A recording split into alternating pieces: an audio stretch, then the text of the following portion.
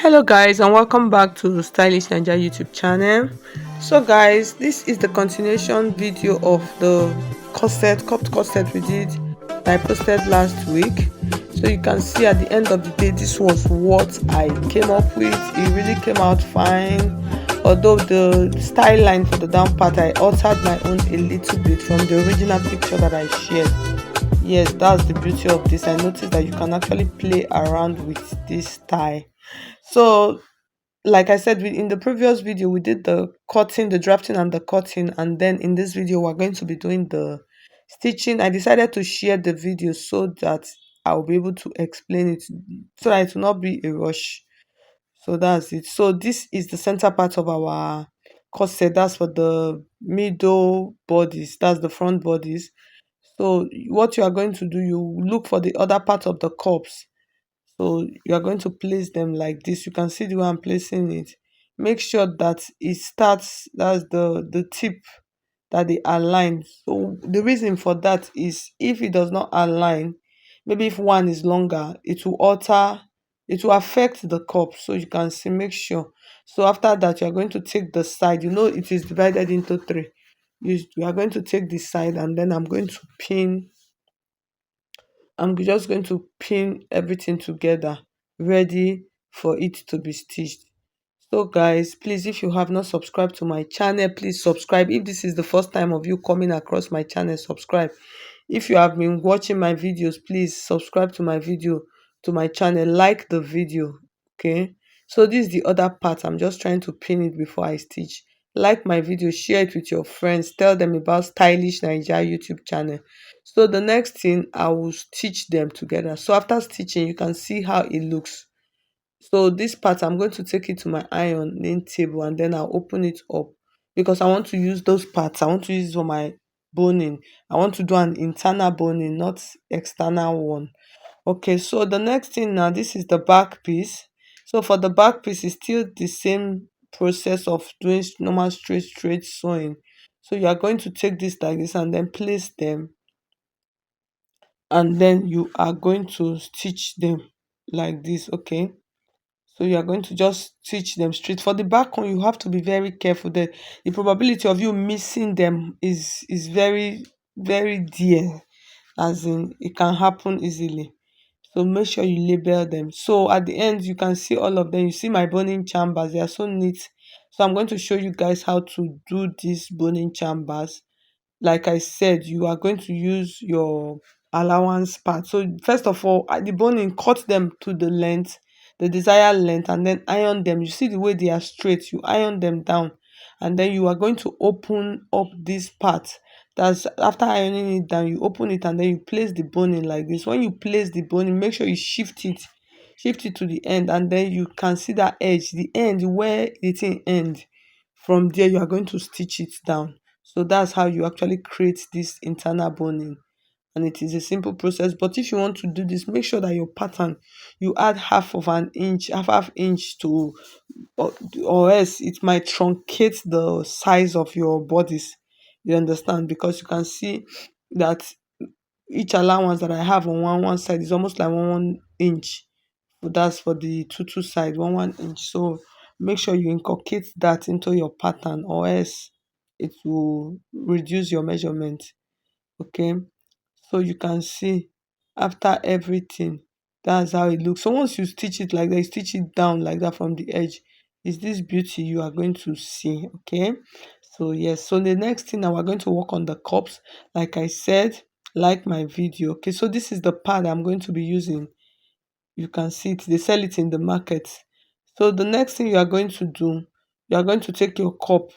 If you don't want to do a three-part corset, three-part cup, you can just go straight and cut your pattern, cut your foam with your bra cup, and just continue, because I'm making my own bra cup.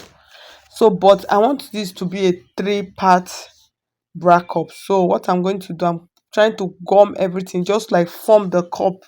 You understand? So you form the cup first. After forming the cup, the next thing, you are going to create the style line for the cup. So for this, you can actually create it however. You can see what I did. You are going to just make sure you start it from the that under bust point, and then take it down or from the bust point. Style it however you want to style it. It does not really have any regulation. Just play around with it. So after styling my own, I'll just cut this out like this. So after cutting, so this is what I'm going to have. That's the top, and then this is going to be the down. The next thing, so make sure you label them so you don't confuse. You're not going to go and switch left to right, so that will affect the outcome of the bra cup. Okay, so you open them up and then you place them. So what I'm trying to do, place them on fresh pattern paper like this. So after I'm placing them on fresh pattern paper, I'm going to add like quarter of an inch all around it. So but at the end of the day, this might not be necessary. At the end of the day, my own, I found out that it was too big. You understand? Because I already added allowance to my bra cups. So when I did this, after cutting it out, it became too big, so I had to start reducing. So the beauty of all of this pattern drafting, that you can always adjust your patterns. Okay, so after everything, I'll cut them out like this. So I'll cut them out, and then so make sure that all everything you're cutting out, everything fine. And then I'm going to transfer all of this to the foam. So that's the hip foam. They call it hip pad here. And then you have a thick wording. You can see that wording is the medium thick wording. So at this point, I've cut out everything. That's, I cut the wording, I cut the hip pad, and then cut the fabric, everything. Just cut everything the same for the two bra cup. Yes, the two bra cup. Two for the two bra cups. So like I said, please, if you find this video helpful, please hit on my like button. Okay, so you can see this is the thick wording, and then this is the bra cup. You can decide not to use that thick wording, it's still okay. And then at the end of the day, this bra foam, it comes in different texture. That's, some are thicker than some. So you can, I think the one I bought is the medium one. So at this point, what I'm trying to do, I'm trying to pin my bra cup. That's pin my fabric to the bra cup, just laying them all out like this, and then pinning it. So just the same way, for instance, if you're using already made cup, the way you will make sure that you are pinning it and trying to place the fabric so that you can sew. So for, if you are using this foam, there's another way they normally do this also, that you not go through this route. You can gum the fabric initially to the foam. With hemming gum, you gum it, and then you will sew, and then you join it. So once you sew, you see the way, that's in the way we sew, I stitch joined this bra cup together. Once you sew, it is already covered. So that's another pattern. So the next thing, now this is my cup. So it looks good, it looks well formed. I did not do a bust caging, and it looks okay. So the next thing I'm going to do now, I am going to stitch. So to stitch it, I'm going to make sure that the dart lines on the bra cup aligns with the dart line on the bodice.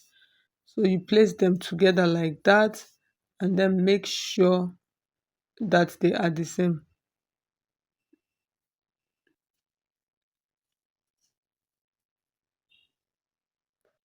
So the next thing, I'm going to start stitching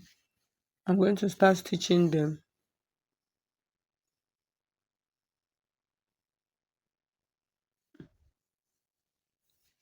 So I'll place them, like I said, make sure that that line, it aligns, okay, aligns properly before you start stitching.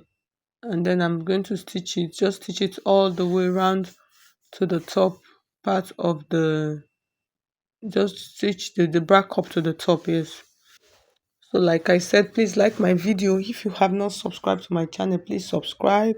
And if you want to register for my online classes, you can see my number at the beginning of the video. I've dropped the number. You can send me a message on WhatsApp. Okay, so after stitching one side, you are going to make sure you check it, so you make sure that part aligns. And then the next thing, this other part, now the fabric is going to be on top of the bra cup. So that's how I normally like doing my own. So I always like to make sure, just place it like this, and then I am going to stitch it round. So you can see the way I'm stitching it round.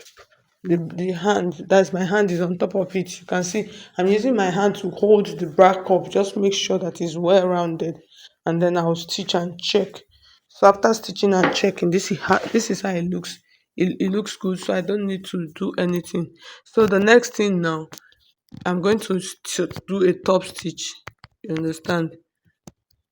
You can do a top stitch to it like that.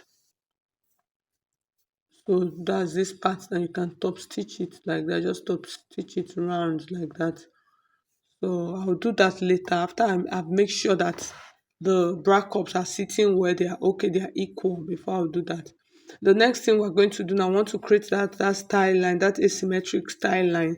So I'm going to come to the dart part. So I'm using my right hand side. I came up with, I think, about 6 inches. Yes, I came up to about 6 inches, and then I mark that point. So that is how deep I want it to be. For me to know how this will be, I'm going to place my bust point. So I'll place it on my bra cup like that. You can see my bust point, and then my under bust, make sure that it is okay. And then from here now I'll be able to determine how deep that part is going to be. I think for this it was like about 920 or 21 thereabout. So you can see, so from with this now, that was why I came up more. So I now knew that okay, it will be like 19 inches. That's from my shoulder to 19. That's the length that I want. So the next thing for this part, that was why I did not do this on my pattern. I wanted to be able to manipulate it. However, I just don't want one straight jacket way that I'll do it on the pattern now, not be able to alter it.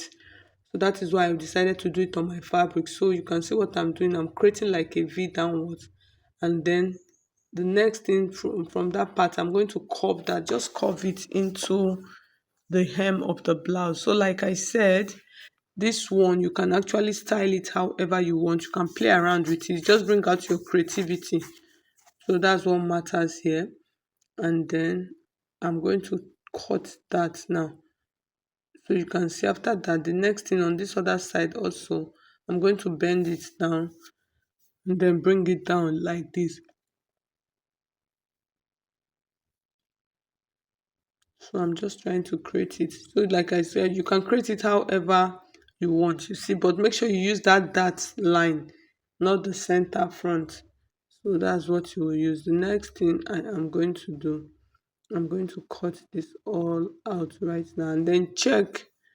I'll cut it and then check to make sure that it is okay.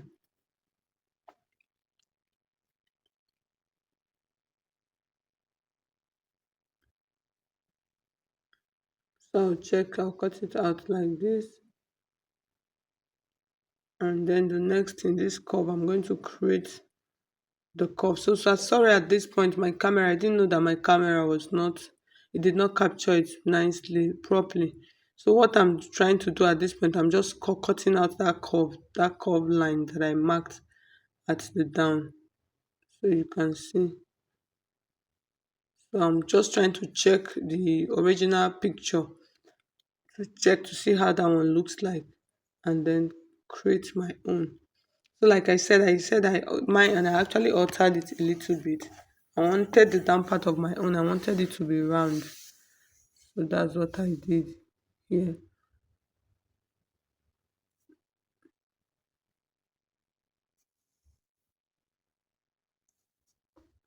So just make sure.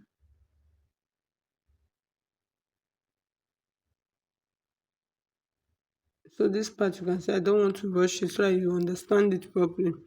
So the next thing now, I want to mark that waist part. So that's the curve on the side of the blouse, because you're not going to leave it straight like that.